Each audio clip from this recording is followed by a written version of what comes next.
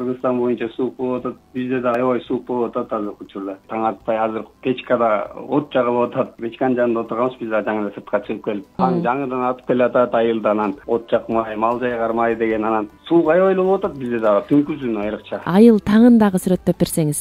Кар калың эле, жаңыдан таң атып келатат, айылда тирлик башталмай, уйсамай деген нерселер бар. Анан аталарыбыз туруп уйсашат, от жагып, биз болсо мал жай кармай, карды кычатып алып. Быйылкы кыштай болуп атат ошойчу мында. Болжолдуу кардын калыңы канча бар? 10-15 сантиметр бар ошой. Талашка аябай деле калың жаган жок шаардагыдай, бирок жакшы эле бар да.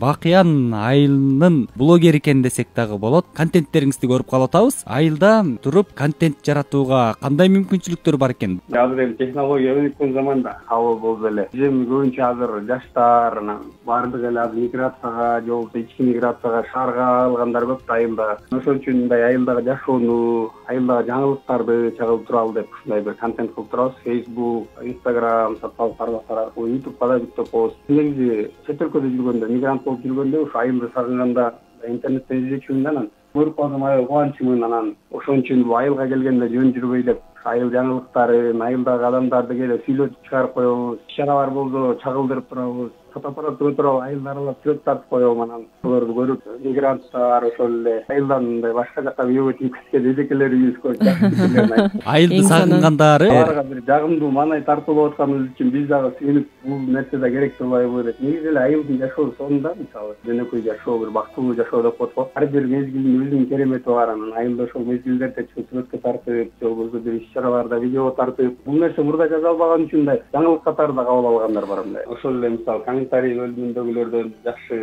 пикирлерин айтып турат. Журналист болбогондон кийин же бул багытта мындай билимибиз болбогондон кийин билбей атабыз. Азыр ошол негизи ушул сыяктуу бир контент план кылып, айылдан чыккан атактуу инсандардан ой пикирин угуп, же болбосо ушул сыяктуу кылса да жакшы болчу деп окшойт да. Бакыян айылынын кандай өзгөчөлүктөрү бар? Бакыян деп аты эле аталып тургандай, бул жерде биринчи аталышына токтолуп кетейин. Бак болгон экен бул жерде. Атактуу инсандар бар. Негизи айыл эли мындай ынтымактуу, биримдиктүү десек болот. Мисалы ошол эле жакшы учурларда бат эле биригишип, ушундай бир жакшы иштерди барса, мисалы бизде ошо 2020 жыл Белград шаарында өткөн бир дүйнө кубогунда 3-чү орунду алган бир балбан бала бар. Ошол балага жалпы айыл эли биригип бир машина энгизишти. Анан жаш бала бизде имам болуп иштейт, ага дагы мындай айыл эли коопсуздук машина алып беришти. Ушул жактарда мындай биримдиктүү деп айтсак болот. Айылда атактуу инсандардан коомдук ишмер, жазуучулар союзунун төрагасы болуш деген Абдыкадыр Султанбаевди айтсак болот. Эл аралык спорт чебери, келечек спорт клубун түзгөн Боек агайды айтсак болот, өтө ушу Боек агайды. Ошо Ислам Орозбеков бар бизден, ушу азыркы чыгып спортсмендерден. Айыл жөнүндө да бир аз маалымат айтайын. Бул дотацияда отурат, бирок ошол эле учурда мындай коомдук фонддор менен, уюмдар менен, айылдагы жаштардын, элдердин аракети менен бир жакшы иштер болуп атат азыркы учурда айылда. Сиз Бакыян айылынын аскерге каттоо кызматынын инспектору болуп иштейсиз, Ооба. Аскерге болгон каалоолору кандай? Сизге байкалып жатса керек алар менен иштегендиктен. Негизи могу Кыргызстанда болуп аткан акыркы кырдаалдардан кийин